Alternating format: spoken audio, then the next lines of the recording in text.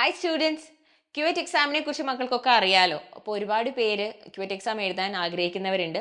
നിങ്ങൾക്കറിയാലോ, ഇന്ത്യയിലെ പ്രസ്റ്റീജിയസ് യൂണിവേഴ്സിറ്റീസിൽ നിങ്ങൾക്ക് ഗ്രാജുവേഷന് അഡ്മിഷൻ വാങ്ങിക്കാൻ നിങ്ങളെ എലിജിബിൾ ആക്കുന്ന എക്സാം ആണ് ക്യുവറ്റ് എക്സാം.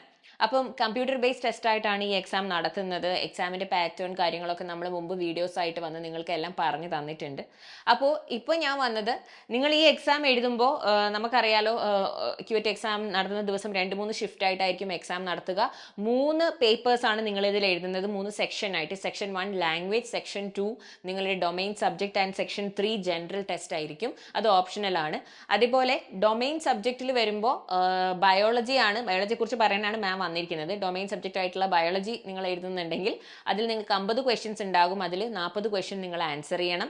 പ്ലസ് 5 മാർക്സ് ആണ് നിങ്ങൾക്ക് ഒരു കറക്റ്റ് ആൻസറിന് കിട്ടുക. തെറ്റിച്ചിട്ടുണ്ടെങ്കിൽ -1 മാർക്ക് നെഗറ്റീവ് മാർക്കിംഗ് ഉണ്ടാകും. അപ്പോൾ അതൊക്കെ എക്സാമിൻ്റെ ഇതാണ്. അതേപോലെ മീഡിയം ഓഫ് ക്യുവറ്റ് എക്സാം നോക്കുകയാണെങ്കിൽ 13 ലാംഗ്വേജസിൽ ഈ എക്സാം നടത്തുന്നുണ്ട്.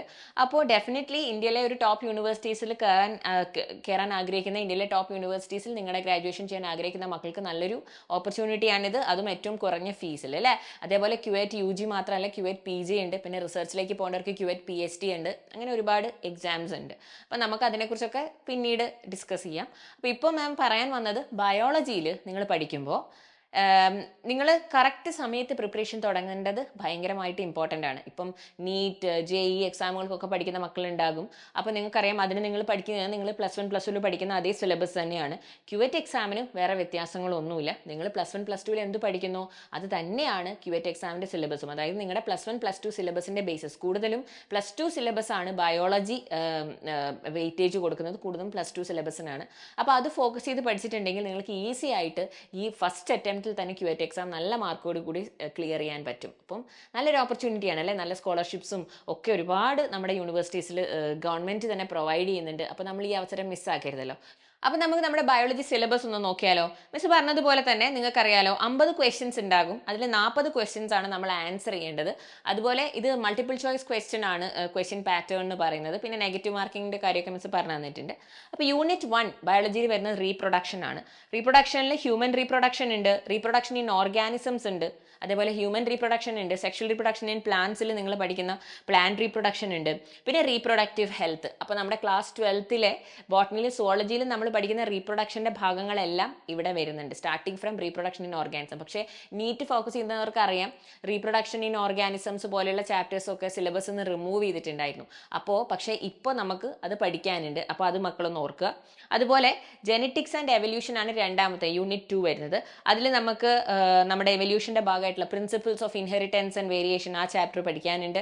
മോളിക്കുലാർ ബേസിസ് ഓഫ് ഇൻഹെറിറ്റൻസിൻ്റെ ഭാഗം പഠിക്കാനുണ്ട്. അതേപോലെ എവല്യൂഷൻ പഠിക്കാനുണ്ട്. അപ്പം ഇതെല്ലാം നിങ്ങൾ ഓൾറെഡി നമ്മുടെ +2 സിലബസിൽ പഠിക്കുന്നതാണ്, നീറ്റിനും പഠിക്കുന്നതാണ്. വളരെ ഇമ്പോർട്ടൻസ് ഉള്ള ചാപ്റ്റേഴ്സ് ആണ്. അപ്പോൾ അത് പഠിക്കുമ്പം ആ ഒരു നല്ല ഇമ്പോർട്ടൻസ് കൊടുത്ത് തന്നെ പഠിക്കുകയാണെങ്കിൽ നമുക്ക് 2 എക്സാമിനും ഒറ്റയടിക്ക് തന്നെ നല്ല മാർക്ക് വാങ്ങിക്കാം. ഓക്കെ. പിന്നെ യൂണിറ്റ് 3 വരുന്നത് ബയോളജി ആൻഡ് ഹ്യൂമൻ വെൽഫെയർ. അതിൽ human health and disease, strategies four improvement in food production, microbes in human welfare. ഈ 3 ചാപ്റ്റേഴ്സ് കമ്പൈൻ ചെയ്തിട്ടാണ് ബയോളജി ആൻഡ് ഹ്യൂമൻ വെൽഫെയർ എന്നുള്ള ഭാഗത്ത് കൊടുത്തിരിക്കുന്നത്. അപ്പം അതും നമ്മൾക്കറിയാം, നമ്മൾ നമ്മുടെ പബ്ലിക് എക്സാമിനും അതേപോലെ ബാക്കി കോമ്പറ്റേറ്റീവ് എക്സാമുകൾക്കൊക്കെ പഠിക്കുന്ന ചാപ്റ്റേഴ്സ് ആണ്. നമുക്കത് നല്ല ഡീറ്റെയിൽ ആയിട്ട് തന്നെ പഠിക്കണം. യൂണിറ്റ് 4 വരുന്നത് ബയോടെക്നോളജി ആൻഡ് ഇറ്റ്സ് ആപ്ലിക്കേഷൻസ് ആണ്. അതായത് ബയോടെക്നോളജി പ്രിൻസിപ്പിൾസ് ആൻഡ് പ്രോസസ്സും ബയോടെക്നോളജി ആപ്ലിക്കേഷനും കൂടി കമ്പൈൻ ചെയ്ത് ഈ ഭാഗത്ത് വരുന്നു. Unit 5 ecology and environment. അതിൽ ഓർഗാനിസം ആൻഡ് എൻവിറോൺമെൻറ്റ് ഉണ്ട്, ഇക്കോസിസ്റ്റംസ് വരുന്നുണ്ട്, ബയോഡൈവേഴ്സിറ്റി ആൻഡ് ഇറ്റ്സ് കൺസർവേഷൻ വരുന്നുണ്ട്, എൻവിറോൺമെൻറ്റൽ ഇഷ്യൂസ് വരുന്നുണ്ട്. അപ്പോൾ ഇതിൽ എൻവിറോൺമെൻറ്റൽ ഇഷ്യൂസ് നിങ്ങൾക്കറിയാം, നീറ്റ് സിലബസ് എന്നൊക്കെ റിമൂവ് ചെയ്തിട്ടുള്ള ചാപ്റ്ററാണ്. പക്ഷേ നമ്മുടെ +2 ബോർഡിന് പല ബോർഡ്സിലും അത് നിങ്ങൾ പഠിക്കുന്നുണ്ടാവും. ചിലർക്ക് അതില്ല, പക്ഷേ ചിലരത് പഠിക്കുന്നുണ്ട്. അപ്പോൾ ചെറിയൊരു ചാപ്റ്ററാണ്. എന്താണെങ്കിലും നിങ്ങൾ പഠിക്കുമ്പോൾ നിങ്ങളുടെ ബോർഡ് എക്സാമിന്, പബ്ലിക് എക്സാമിന് പഠിക്കുമ്പോൾ ഈ ചാപ്റ്ററിന് നല്ലൊരു ഇമ്പോർട്ടൻസ് കൊടുത്ത് പഠിക്കുക.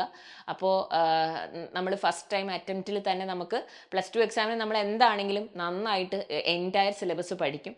അപ്പോൾ ആ ഒരു ചൂടിൽ തന്നെ നമ്മൾ ക്യുവറ്റ് എക്സാമിനും പ്രിപ്പയർ ചെയ്തിട്ടുണ്ടെങ്കിൽ ആ ഫസ്റ്റ് അറ്റംപ്റ്റിൽ തന്നെ നമ്മൾ ക്ലിയർ ചെയ്താൽ നല്ലതല്ലേ. അതായത് നമ്മൾ എത്രയധികം കോമ്പറ്റേറ്റീവ് എക്സാമുകൾ എഴുതുന്നോ, എത്രയധികം എക്സാമിന് നമുക്ക് നല്ല സ്കോർ കിട്ടുന്നോ, നമ്മളുടെ ഫ്യൂച്ചറിലേക്ക് നമ്മൾ എന്ത് ചെയ്യണം എന്ന് നമ്മൾക്ക് ഡിസൈഡ് ചെയ്യാൻ അത്രയധികം ഓപ്ഷൻസ് നമുക്ക് കിട്ടല്ലേ ചെയ്യുന്നത്. So you can decide and choose wisely. പക്ഷെ ഇങ്ങനെയുള്ള ഓപ്പർച്യൂണിറ്റീസ് വരുമ്പോൾ അത് മിസ്സാക്കാണ്ടിരിക്കുക. അപ്പോൾ നമ്മൾ സൈലം നിങ്ങൾക്കായിട്ട് എക്സ്ക്ലൂസീവായിട്ട് ക്യുവറ്റ് എക്സാമിനുള്ള പ്രിപ്പറേഷൻ തരുന്നുണ്ട്. നിങ്ങളെ പ്രിപ്പയർ ചെയ്യാൻ ഞങ്ങൾ ഹെൽപ്പ് ചെയ്യുന്നുണ്ട്.